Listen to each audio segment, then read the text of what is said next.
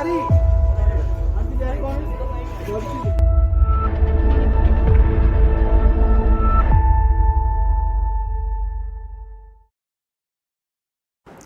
Hello, my dear students. How are you? I am Harsh Bihari Srivastava, Law Experts, Judicial Classes, Allahabad. अभी तक आप लोगों ने हमारे जो वीडियो देखे वो आप लोगों के सब्जेक्ट से रिलेटेड होते थे। उसमें जो लॉ की बारीकियां होती थी, लॉ के एग्ज़ाम में कैसे आप लोग क्वालिफाई कर सकें, उन सब चीज़ों पर आप लोगों को वीडियो में इम्पॉर्टेंट चीज़ें बताई जाती थी। आज आपके सामने बिल्कुल हटकर लॉ के सब्जेक्ट से और एक तरह से आप कहिए कि आज कॉम्पिटिटिव पॉइंट ऑफ व्यू से वीडियो नहीं जा रहा है, बल्कि जो आपके सामने ये वीडियो प्रस्तुत किया जा रहा है ये देश की उन ज्वलंत समस्या से जो आज करंट आप लोग देख रहे हैं कि महामारी फैली हुई है। ये दर्दनाक स्थिति इस समय है, न जिला प्रशासन के कंट्रोल में है, न पुलिस प्रशासन कंट्रोल में है, न सरकार के कंट्रोल में है। आप लोग देख रहे हैं सब लोगों के प्रयास करने के बाद भी कोरोना जो सेकेंड फेज़ में आया हुआ है वो बहुत ही दर्दनाक है। कोई राज्य, कोई ज़िला, कोई गांव, कोई जगह नहीं बचा है जहां पर ये महामारी तेज़ी से न फैली हो। और ये कोई ऐसा नहीं कि हमारे देश इंडिया में, भारत में ही फैला है, पूरा विश्व इसकी चपेट में आया हुआ है। आज मैं इसी ज्वलंत समस्या पर अपना व्यक्तिगत अनुभव आप लोगों के सामने शेयर करना चाहता हूँ। वैसे आप तो हमसे वाकिफ़ ही हैं और एक टीचर होने के नाते मैं पूरा प्रिकॉशन लेता रहा कि किसी तरह से कि मैं कोविड की चपेट में ना आने पाऊँ। जितनी आवश्यकता होती थी उतना ही घर से बाहर निकलता था और सारी ऑफलाइन क्लासेस आज मैंने लगभग 1.5-2 साल हो गए बंद कर रखे हैं। जो आप लोगों की क्लासेस है वो सब ऑनलाइन चलती है। कम से कम लोगों से मिलना, पब्लिक प्लेस पर कम से कम जाना, शादी समारोह या अन्य जगह पर अपने को मैं पूरा कोशिश करता था कि न जाना पड़े। लेकिन जो होना होता है वो होता ही है। अपनी सुरक्षा को ध्यान में रखते हुए मैं अपने व्यक्तिगत कार्य से 9 अप्रैल को भारतीय स्टेट बैंक गया और वहाँ पे मुझे ज़्यादा टाइम नहीं, केवल मात्र 10-15 मिनट का समय लगा और मेरा काम वहाँ पर आसानी से हो गया। वहाँ से लौटने के बाद हमें ऐसा लगा कि आज हमारी तबीयत कुछ ढीली लग रही है, तो हमने शाम की जो ऑनलाइन क्लास थी उसको रोक दिया और हमारे बेटे का एग्ज़ाम चल रहा था, लीगल स्टडीज़ का पेपर था क्लास 12th का, उसको भी गाइड करना था। लेकिन थोड़ा बहुत हमने गाइड किया और बोला कि आज अपने आप पढ़ डालो, हमारी तबीयत अच्छी नहीं लग रही है। इसी के नेक्स्ट डे 10 अप्रैल को हमने कोविड की वैक्सीन लिया और वैक्सीन लेने के बाद थोड़ा सा टेम्परेचर बढ़ गया। एक तो पहले से भी तबीयत ढीली थी और दूसरा कोविड की वैक्सीन लेने के बाद जैसा डॉक्टर लोग बोलते हैं कि थोड़ा बहुत टेम्परेचर बढ़ जाता है, दोनों बढ़ गया। हमने नॉर्मल वे में दवा लेते रहे और ये नहीं सोचे थे कि इसका परिणाम आगे एक घातक परिणाम होगा।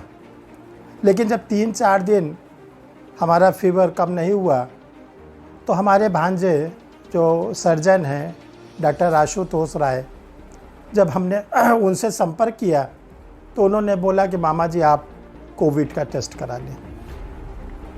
15 अप्रैल को हमने कोविड का टेस्ट कराया और कोविड का टेस्ट कराने के बाद रिपोर्ट जो आई पॉजिटिव आई। अब आप समझिए इतना सीनियर व्यक्ति हूँ मैं, मेरी उम्र 55 साल हो रही है और एक शिक्षक के नाते बहुत ही केयरफुली जीवन व्यतीत करता हूँ। जैसे पता चला कि रिपोर्ट पॉजिटिव हो गई, सच मानिए बिल्कुल सही आपके सामने बताई जा रही बात कि मैं 2-4 मिनट के लिए बिल्कुल जैसे लगा कि मेरे आँखों के सामने एकदम अंधेरा छा गया। क्योंकि आज 1.5-2 साल से सुनते सुनते जब भी मीडिया में न्यूज़ खोलिए तो कोविड कोविड कोविड, और कोविड का जो इफ़ेक्ट है वो भी बड़ा घातक दिखाई पड़ा।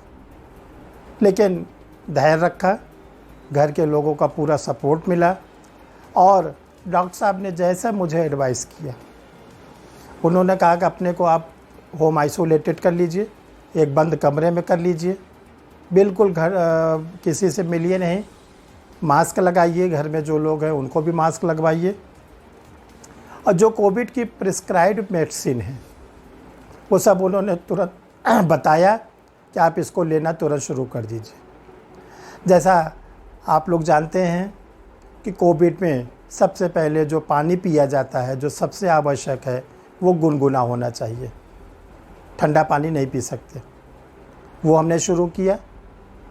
और भाप लेना जो सबसे इम्पोर्टेंट बताया जाता है, उसका इंस्ट्रूमेंट हमारे पास था।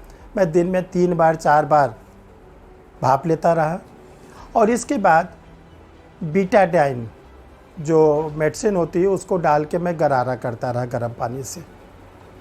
और जितनी भी दवा डॉक्टर साहब ने बताई थी, अब वो लोग डॉक्टर होते हैं, जैसा उन्होंने बताया था कि आपको ये दवा दिन में 4 बार लेनी है, तो ये दवा दिन में 2 बार लेनी है मैं उसका बड़ा कठोरता से पालन किया, और पालन करने के बाद अपनी आत्मशक्ति को बहुत बढ़ाया, और अपने इष्ट देव जो हमारे गुरु महाराज हैं अजय गुरुदेव, उनको मैं निरंतर याद करता रहा, और ये सोचता रहा कि कोई ऐसे कर्म थे जिसकी वजह से आज पॉजिटिव होना पड़ा, और गुरु महाराज का पूरा आशीर्वाद हर समय हम लोग के साथ रहता है।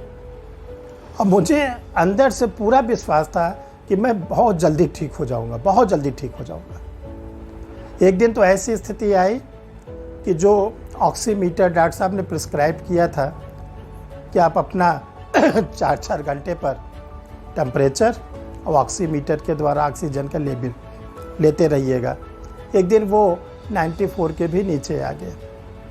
मैंने सोचा कि अब तो विपरीत स्थिति जा रही है, बहुत घबराहट भी हुई, लेकिन रात का समय था, हमने न घर वालों को तंग किया, न डॉक्टर साहब को तंग किया, और जो उन्होंने मेडिसिन बताई थी उसको खा के चुपचाप सोने का प्रयास किया।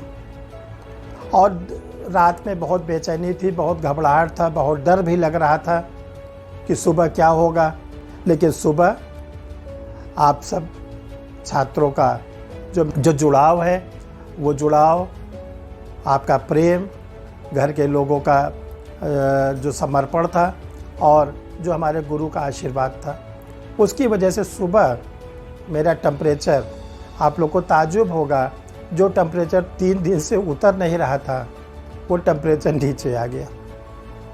ऑक्सीमीटर से हमने जब ऑक्सीजन लेवल लिया तो वो भी 94 के ऊपर हो गया, और उस दिन के बाद से मेरा टेम्परेचर फिर आगे नहीं बढ़ा। लेकिन 14 दिन का होम आइसोलेशन जो डॉक्टर साहब ने कहा था, उसका मैंने कड़ाई से पालन किया। बहुत सी नकारात्मक बातें दिमाग में आती रही, क्योंकि जब भी टीवी में खोलता था तो आप लोग आज भी देखते होंगे, टीवी खोलते ही डर लगने लगता है। लेकिन उस दिन के बाद से मैं अपने को बहुत ही बेटर महसूस किया, और 25 अप्रैल को हमने अपना कोरोना टेस्ट कराया, तो कोरोना टेस्ट हमारा निगेटिव आया। तब ये हुआ कि आप प्रिकॉशन रखते रहेंगे, लेकिन अब आपको ज़्यादा मेडिसिन नहीं लेनी है, जो विटामिन सी विटामिन डी की मेडिसिन है वो आप लेते रहिएगा, और आप गर्म पानी लेते रहिएगा, गरारा करते रहिएगा। वो मैं अपना नियमित रूप से करता रहा।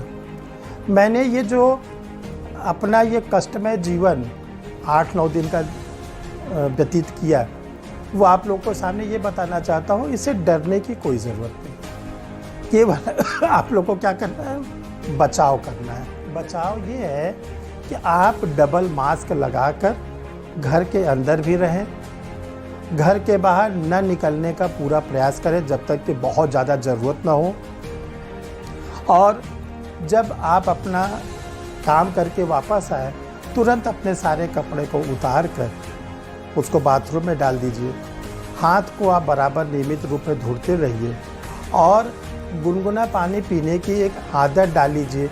देखिए, इसमें गर्मी चल रही है, इसमें लोग फ्रिज के पानी की डिमांड करते हैं, एसी की डिमांड करते हैं, लेकिन आपको इन सब चीज़ों को छोड़ना पड़ेगा।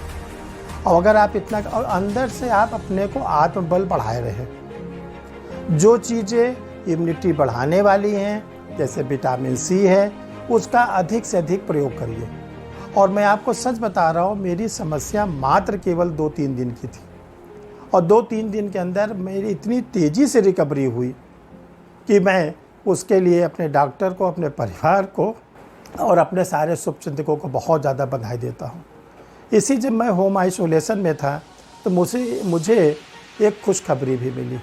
खुशखबरी ये मिली कि बिहार एपीओ का रिज़ल्ट आ गया है, और जो हमारे ऑनलाइन स्टूडेंट्स थे, जिनको मैं विगत साल भर से बिहार एपीओ की तैयारी करा रहा था, उन्होंने बहुत अच्छा परिणाम दिया।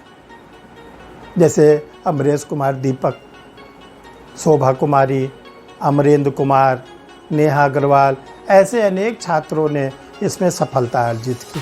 मैं उनको बहुत ढेर सारी बधाई देता हूं, और उनसे मैं यही कहना चाहता हूं कि जिस प्रकार आप लोगों ने बिहार सिविल जज को क्वालिफ़ाई किया था, आप लोगों ने बिहार एपीओ को क्वालिफ़ाई किया था, सर आप लोग के साथ हैं। सर आपके स्वस्थ हो चुके हैं, और जो आपकी तैयारी बची हुई है उसको भी जल्दी से जल्दी मैं पूरा कराने का प्रयास करूँगा। तो मित्रों, सहयोगियों, जो लोग इस वीडियो को देख रहे हैं, आप लोगों को कोविड से डरने की ज़रूरत नहीं है, कोविड से बचाव करने की ज़रूरत है। देखिए, डर के आप क्या करेंगे, आत्मबल को खो देंगे। अब आत्मबल को खो देंगे तो जो आपकी सुरक्षा है वो और जल्दी क्या होगी, नष्ट हो जाएगी। आत्मबल को बढ़ाए रहें, और जितनी बातें आज टीवी में दिखाई जा रही है, डॉक्टर साहब लोग बता रहे हैं, उसको बारीकी से उसको 100% पालन करना है, तभी इस महामारी से हम लोग उबर सकते हैं। बाकी आप उस परमपिता को याद करते रहिए, जिस परमपिता ने आपको इस भौतिक जगत में भेजा है, वो आपकी पूरी सुरक्षा करेगा। इसी के साथ मैं आप लोगों को अपनी जो व्यक्तिगत बातें बताएं, और जो हमने अनुभव किया उसको आप लोग भी करें, ताकि कोविड से आप लोग बच सकें। धन्यवाद।